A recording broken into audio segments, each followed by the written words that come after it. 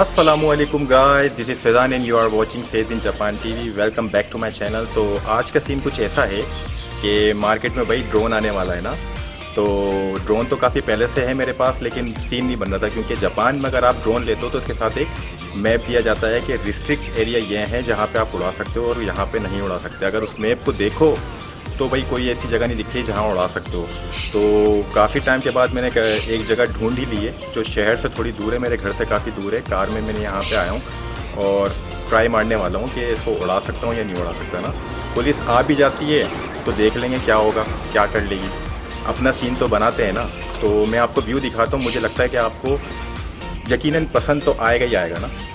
तो मैं इसको उड़ाने जा रहा हूँ।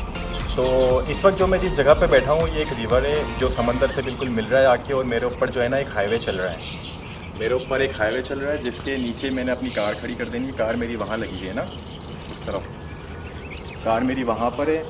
और बस ये कुछ इस तरह की जगह है। लोग यहाँ फ़िशिंग करने के लिए आते हैं और फ़िशिंग करते हैं और अपना जो है वो जो भी अपना टाइम पास करना चाहें कर सकते हैं, बारबेक्यू वगैरह भी ना। तो चलो देखते हैं यहाँ पे मैं इसको यूज़ कर सकता हूँ या नहीं करता हूँ।